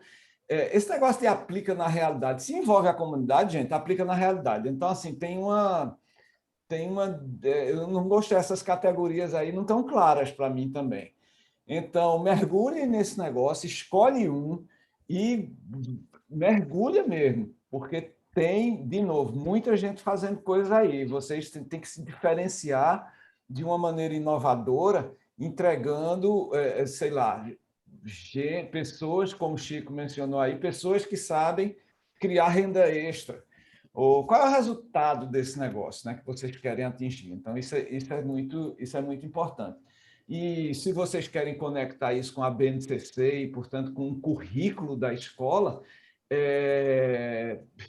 aí tem que ser feito também, né? Eu não sei como. Você tem que problematizar isso, não está problematizado. Ou se é um programa extra na escola que envolve a comunidade. Como o Cristiano disse, são definições que vocês têm que tomar e tem que tomar logo, né? Porque a gente já está entrando na quinta semana. Beleza? Estou disponível aí para ajudar, se vocês acharem interessante. Certo, professor, obrigado. Estou anotando tudinho aqui. Outros comentários, gente? Então, se não, Cadê os 8 podemos minutos? ir em frente. Quantos tem no grupo, gente? Coloca aqui no chat para gente, quem está aí. Tá, enquanto vocês contam, 11. E tem quantos aqui? Quando vocês Bom, colocaram o exemplo conta de... aí e informa, tá, gente? Eu faço Tem um monte de eus aí. Vocês contam e informam aí no chat para a Hanoia, tá bom? Pronto, gente? Só eu comecei a falar, deixa eu só terminar. Eu estava vendo nos exemplos que vocês colocaram lá, o Banco Central, algumas ações de uma secretaria e a influenciadora lá financeira, lá, né? A Nath Finanças. Eu me lembrei que tem um cara também bem famoso aí nas redes, que é o chamado Primo Rico, não sei se você já ouviu falar dele. Ele recentemente lançou uma plataforma para ofertar cursos, né, dado por ditos expoentes internacionais, né? Sim, então você pode, acho que parece comprar alguns cursos de acordo com o seu perfil, né? Ver o que é que esse tipo de plataforma entrega de valor para as pessoas. A gente olhou isso. A gente colocou a Nath Finanças em vez do Primo Rico, o Primo Rico ele tem um público diferente. Ele é mais voltado para uma galera que está um pouco mais velha e que com alguns assuntos que são mais voltados para investimentos, principalmente. Beleza.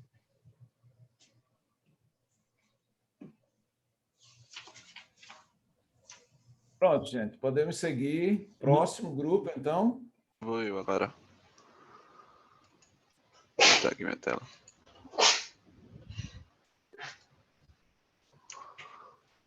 Já tá dando para ver?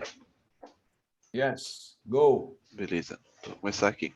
Então, bom dia. A gente é do grupo de saúde e eu vou apresentar aqui nossa proposta para gerenciamento de filas. Bem, a proposta é cuidar do bem-estar, levando em consideração o custo de oportunidade do indivíduo. Nossa solução alcança 20% da população brasileira, que corresponde a cerca de 48 milhões de pessoas que costumam ir a clínicas privadas. Com a pandemia, essas clínicas estão atrás de trazer ainda mais clientes, com a disponibilização de vacinas. Nesses locais, é estimado um tempo de quase 1 hora, apenas para o intervalo entre o atendimento e a chegada do paciente no estabelecimento.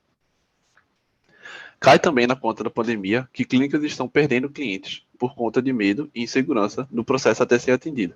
Ou seja, as pessoas têm a consciência de que o profissional toma todos os cuidados durante o atendimento, mas até chegar nessa etapa é preciso passar por uma longa fila ou uma sala apertada. Eita. Opa, cliquei aqui errado. Beleza. A longevidade da fila também causa prejuízos, como desistência e custo de relocamento. É cultural o tempo de espera longo em clínicas de saúde. Contudo, não é algo positivo.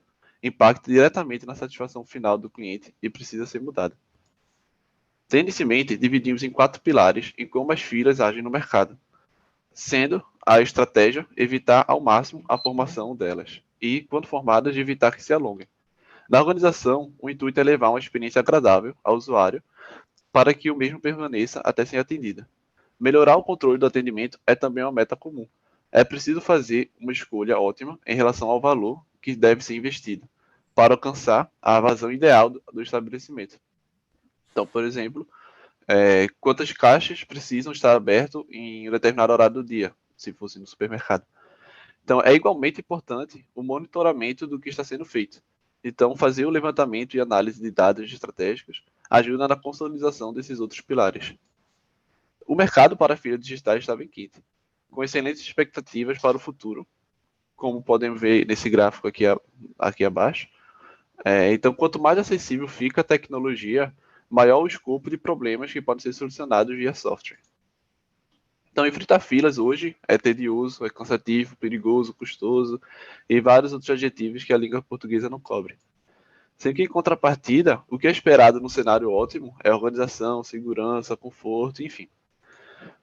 Definimos nosso público-alvo em 2 ramos. O cliente, que representa as clínicas de saúde, e o usuário, que são as pessoas que enfrentam as filas do nosso cliente.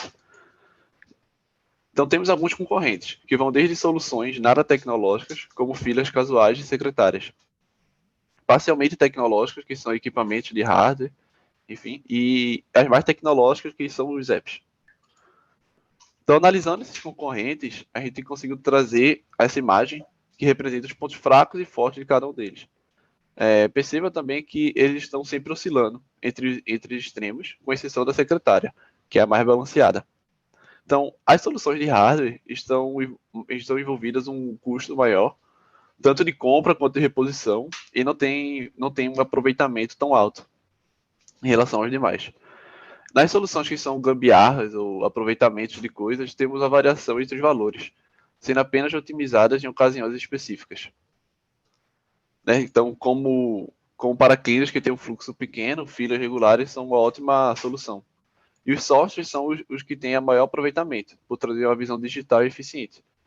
Então, buscamos trazer uma solução escassa no mercado, visando otimizar ao máximo tanto a questão temporal quanto a espacial do problema. Por isso, queríamos trazer o equilíbrio desses produtos na nossa abordagem. Então, a gente planeja trazer um software administrativo para a gestão do tráfego de pessoas com o manuseamento da secretária. Ou seja, um produto onde a secretária colabora com seu know-how de funcionamento da clínica e o software possibilita uma administração de forma digital. Então, enxergamos como oportunidade de clínicas que ficam próximas ou dentro de grandes galerias e shoppings. A motivação dessa escolha se dá pelo fato de que aplicar qualquer solução de software desse tipo em postos de saúde e hospitais tradicionais seria muito complicado, porque o público desses locais é muito diverso, então tem situações atípicas a todo momento, sendo quase impossível fazer algum tipo de previsão. E, em contrapartida, nessas clínicas é possível prever os tipos de ocorrências. Então, um exemplo disso é nosso amigo Robson, que é um artista de 31 anos que tem seu exame marcado em uma clínica do shopping e, no lugar de esperar por sua vez de ser atendido dentro da clínica, prefere fazer isso de uma forma mais produtiva, buscando por inspirações artísticas e estudando algumas referências em uma livraria. É isso. Obrigado. Ainda tinha 3 minutos aqui.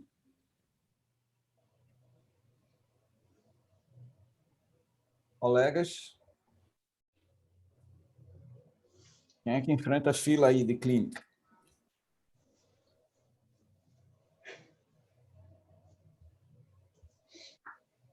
Nenhum comentário, gente? Eu enfrentava quando ia na minha dentista, na ortodontista, e era horrível. Tinha dia que eu ia para lá, marcava, avisava que estava indo, pedia para deixar meu nome na fila e ainda esperava 2, 3 horas, sentado, sem previsão nenhuma de quando ia entrar. Era muito ruim.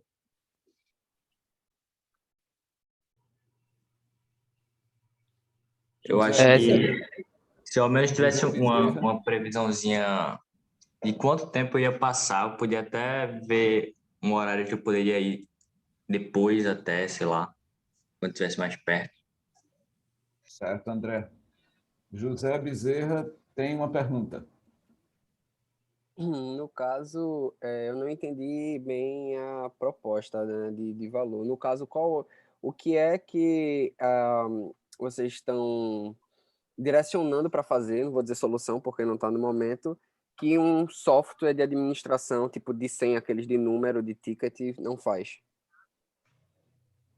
A proposta, principalmente uma coisa simples que esses softwares não fazem, é que primeiro você tem que estar ali no ambiente. Então, qualquer método de senha que você tirar lá na hora, você precisa estar esperando lá para ser chamado. Então, nossa proposta é a pessoa não precisar estar ali. Então, por exemplo, o Robson poderia estar na livraria, que fica ali ainda na mesma área, e quando é essa hora, ele iria para a clínica. Top, top, top.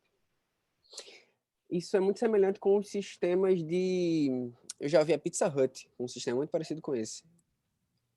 Que é você tem um hardwarezinho deles e o negócio apita quando é a sua vez. Isso, exatamente isso. Sendo que o digitalizar problema do isso. hardware é que ele não escala, o custo dele é alto. Você tem o Massa. problema de perder, é uma coisa a mais que você tem que encaixar no seu bolso. Entendeu? Legal, legal. Sugestão, não sei, eu sei que não está no momento ainda de fazer sugestão de solução, tal, etc. Mas que não seja necessário eu ter que baixar algo para estar usufruindo desse serviço. Pode ser algo acessível pela web. Isso. É também um dos pontos que tem nos apps. Que o pessoal fala, de alguns apps a gente reclama que demorou mais tempo para baixar o app e configurar do que para pagar a conta. Uhum. A gente tem isso bem estudado, sei lá. Vai dar bom. E também tem outra partezinha massa que tem alguns aplicativos na Costa Passagem estava mais na parte de filas em restaurantes. E aí na nossa análise de referência e concorrentes também a gente viu que muitos também utilizavam WhatsApp, Telegram. Então, necessariamente não precisa baixar um aplicativo novo, se também a gente for participar de gerenciamento. Mas a gente pode aproveitar de aplicativos de conversa que o usuário já usa também. Topado. Tá ligado? Valeu, mano. Chatbot. Galera, eu participei esse último ano de uma competição chamada Campus Mobile.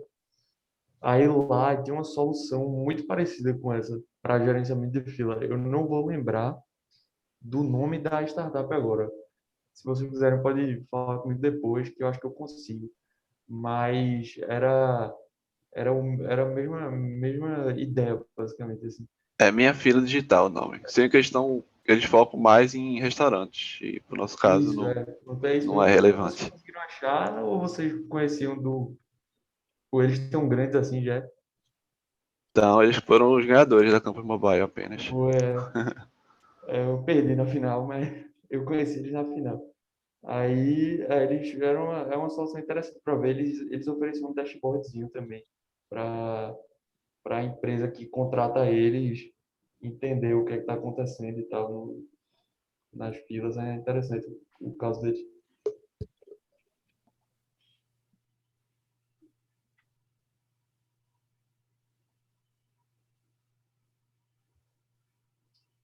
Professores, eu acho que já... Né? Isso, bora. Massa, legal que vocês conseguiram colocar isso como um problema global, né? A gente já teve projetos de projetão nessa linha há, sei lá, 4 anos atrás. Então, mas uma diferença de vocês é essa pegada da clínica no shopping, por exemplo, ou seja, a pessoa está num local onde ela pode fazer alguma outra coisa, e essa é a minha principal crítica, na realidade, para ajudar vocês aí a melhorar a apresentação. Que é vocês colocar só um slide no final, quando isso deveria estar no começo, para você caracterizar bem, olha, qual é a jornada desse usuário? Ele está lá ele marcou, vai para a clínica, mas está quando chegou lá, não está na hora dele, ele tem que ficar um tempo. E aí, o que é que ele vai fazer com esse tempo? O que é que a solução de vocês vai propor como proposta única de valor? Pensa assim, pessoal, proposta única de valor, para mim, ela deveria começar assim. Nós somos o único no mundo que... alguma coisa, tá? Então, como é que vocês se diferenciam, né, sendo único nisso daí? Aquele foco que vocês colocaram dos concorrentes de tecnológico, vai lá. Porque vocês já estão falando do software administrativo é solução. Então, vê aqui nos concorrentes. Os concorrentes. Vocês falaram tecnológico e não tecnológico. Isso aí é completamente irrelevante. Para mim, o que é importante por exemplo, esses totens, eles fazem com que a pessoa tenha que estar presencialmente lá. Independente se é tecnológico ou não, o foco deles você está lá no ambiente, você já tem que ter ido até lá e você vai pegar uma senha que vai colocar você numa ordem, mas não vai lhe dar nada de tempo. Está entendendo a diferença? Então, o que é que vocês vão fazer de diferente? A análise da curva de valor de vocês não está legal, não tem essa coisa de equilíbrio e tal, mas vocês vão ter uma aula hoje sobre curva de valor, então do jeito que vocês colocaram não fez muito sentido, tá? E veja que vocês já estão falando de solução, vai ser um negócio que vai estar na mão da secretária. Por que tem que estar na mão da secretária? Assim, será que para entregar o valor que vocês querem? Vai lá de novo na proposta de valor.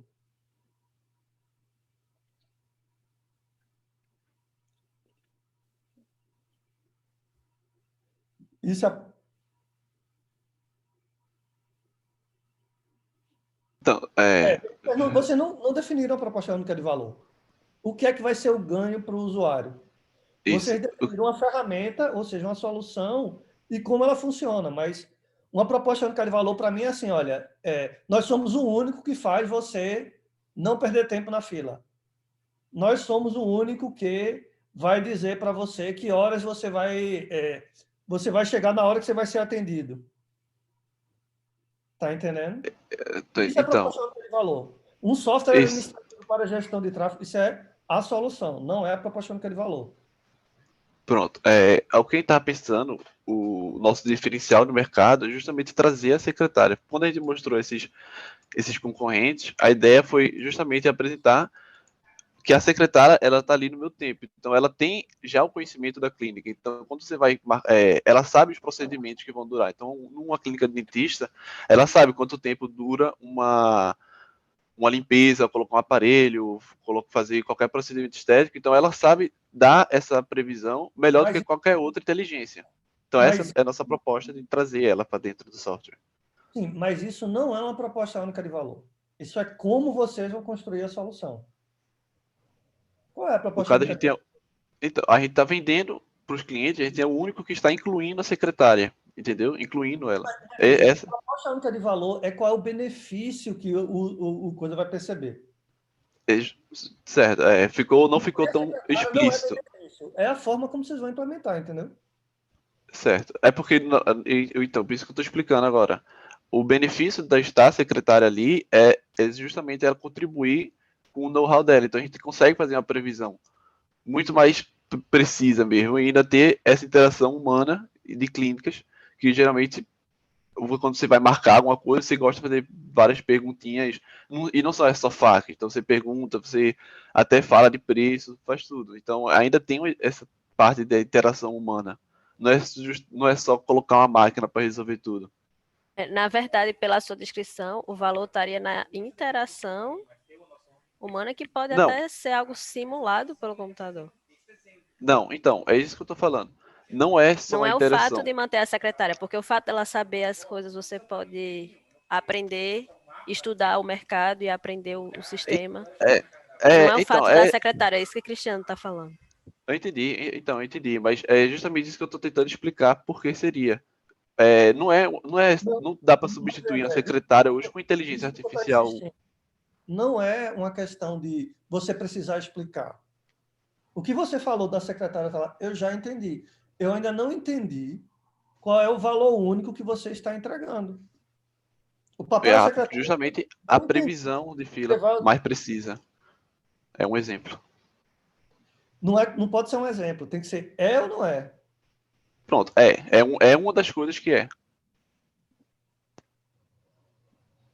Ok.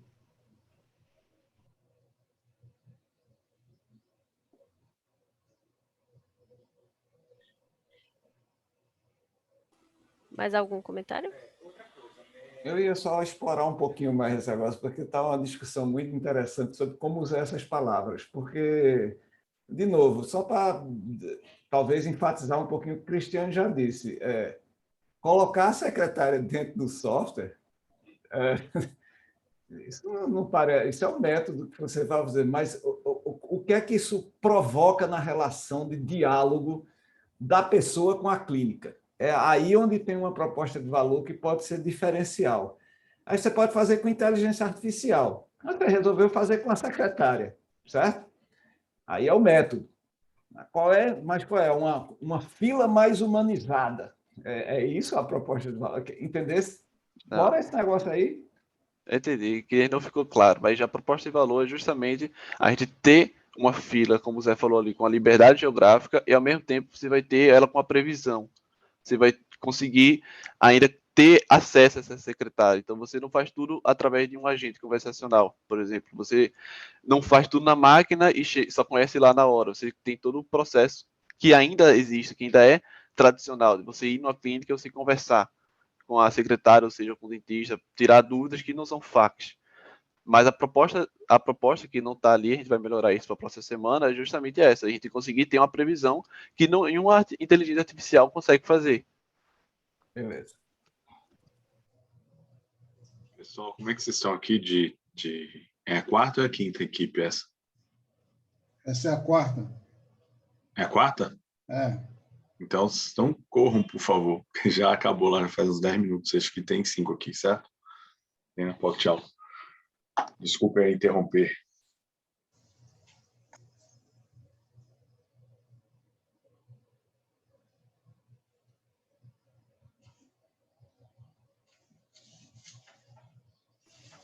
Passar para o próximo, então? O pessoal do grupo de saúde coloca no chat aqui para a gente poder registrar. Quem está aí presente? Faltando igualdade de gênero aí, né? Agora é a igualdade de gênero. Aqui a gente pode apresentar agora. Deve. Posso compartilhar aqui já? Ah, pode sim. Ok.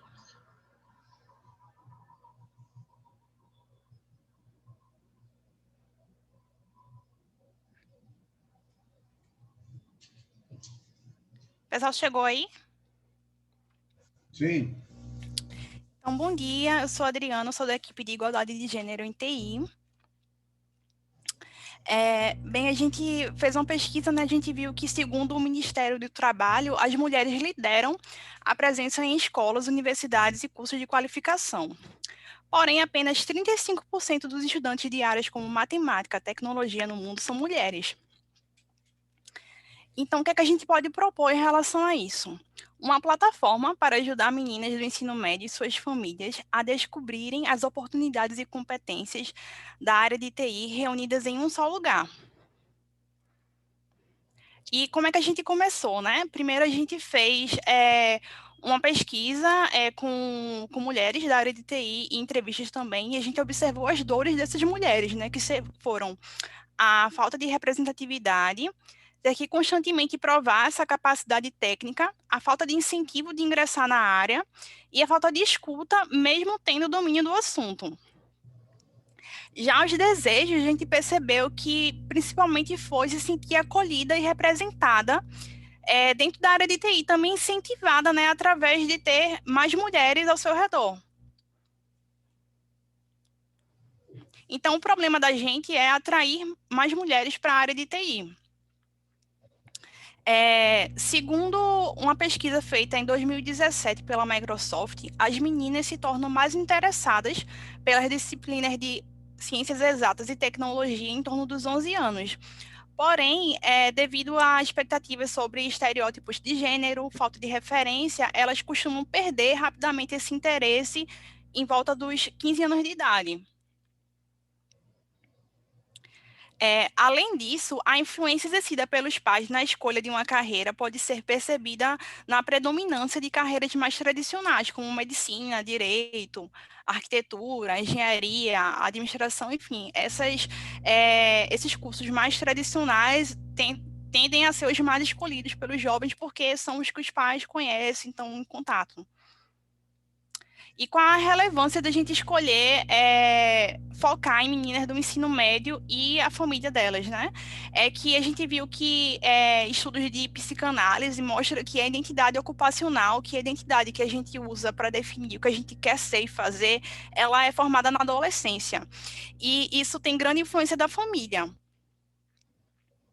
Dentro desse cenário, a gente pensou em 2 tipos de persona. Por exemplo, a Aline, de 16 anos, que é uma estudante do 2º ano do ensino médio, ela está tentando decidir o que ela vai fazer no vestibular no próximo ano.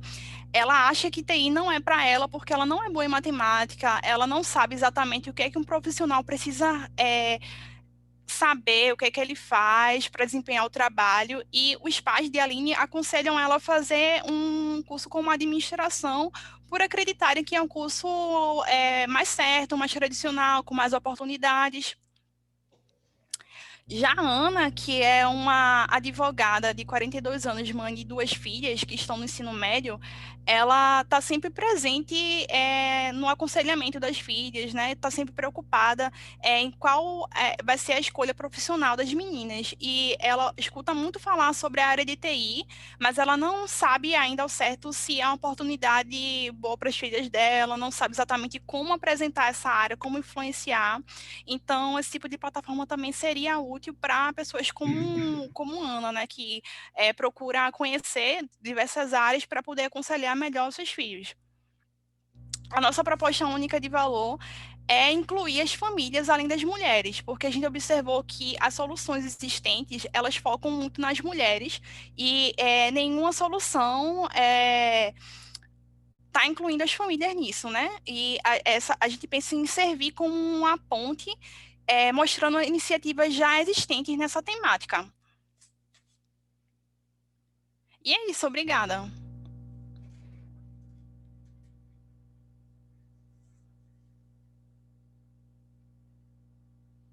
Alunos querem fazer?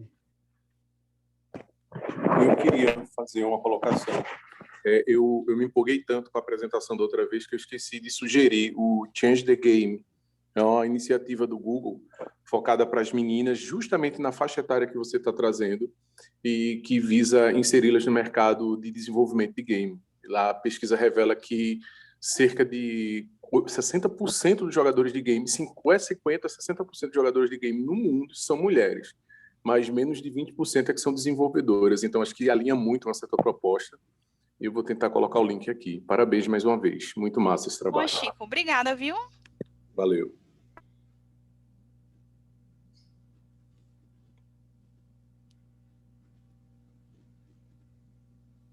Mais algum aluno quer fazer algum comentário, pergunta?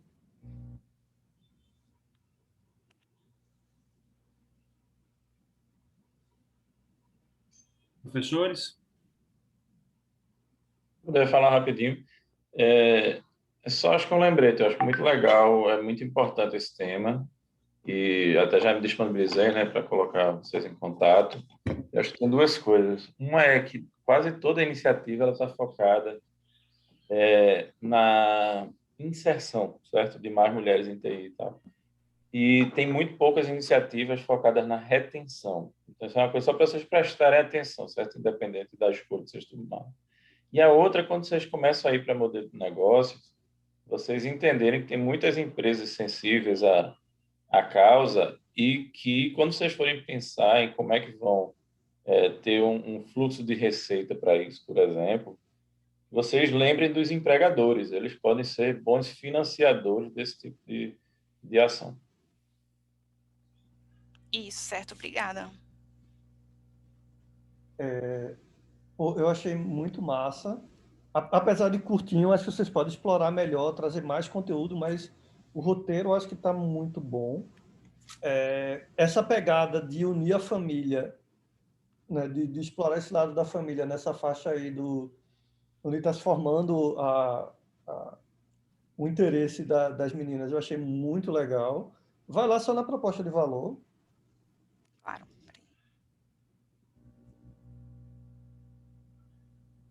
É que assim, a inclusão das famílias é um pouco do que eu falei na equipe anterior, né? Ela é um meio, né? Eu acho que vocês estão quase lá. Eu só refinaria isso daí para a proposta única de valor. Talvez faça sentido, né? Incluir as famílias. Mas para quê? Sabe? Talvez a proposta única de valor seja engajar as famílias no interesse pela TI.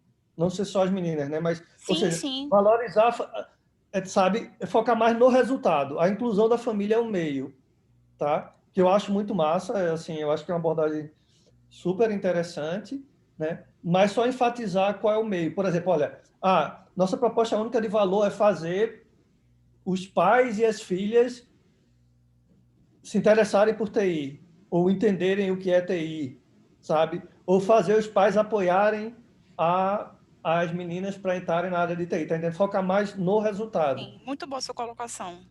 Tá entendendo?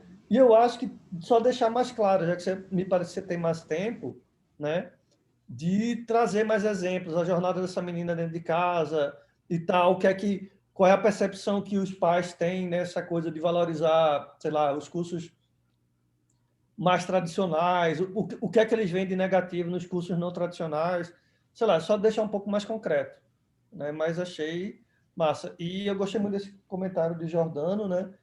Que é como é que isso pode ser relevante para atores que têm interesse na formação dessas pessoas, né? Então deve ter um monte de empresa aí que estão desesperada para contratar a gente, né? E que com certeza apoiaria esse tipo de iniciativa. E um outro detalhe, Cristiano, é que já existe uma história, pelo menos aí nos Sinos, de um período em que houve mais mulheres do que hoje. Eu me lembro muito bem, né, nos relatos de 40 anos do SIN, que a professora Carol, por exemplo, comentou que na época dela tinha muito mais mulheres.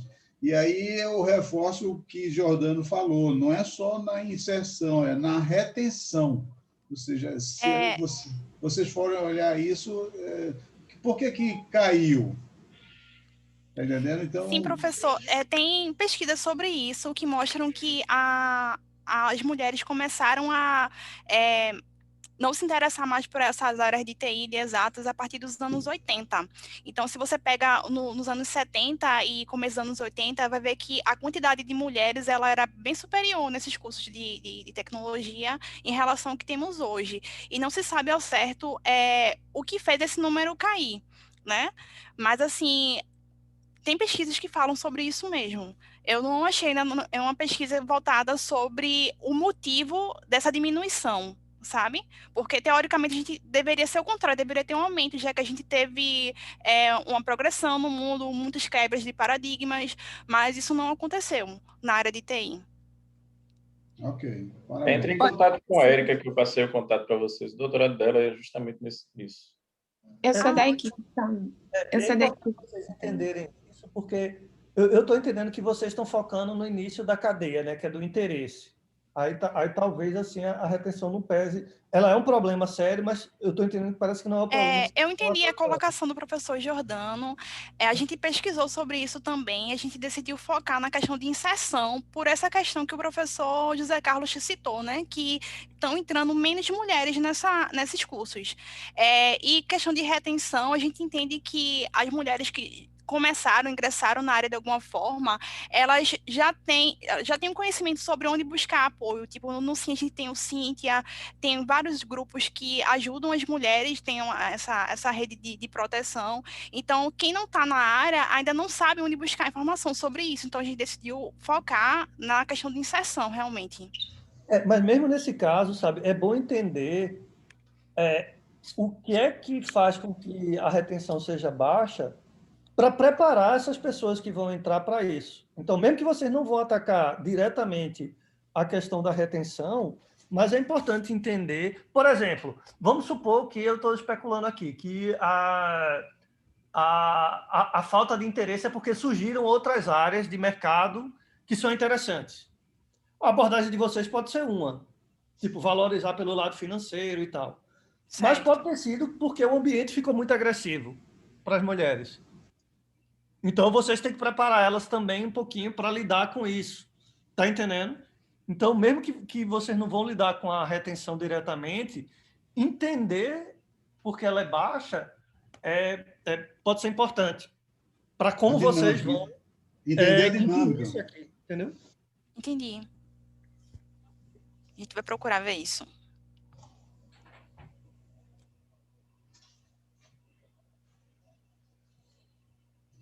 Vamos lá para outra sala? Ok, vamos. Bora. Vamos?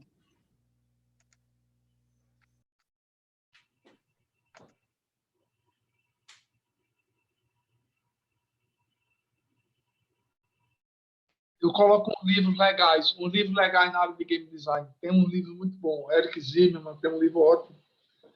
Eu vou fazer isso. Boa, me lembre isso. amanhã. Pessoal, a Beleza. gente chegou aqui, vai ter as pocket aulas, vou transmitir para o YouTube rapidinho, tá? Para a gente já ficar com elas lá no ambiente, tá? Eu estava gravando a sala, a gente veio para cá, aqui, ó.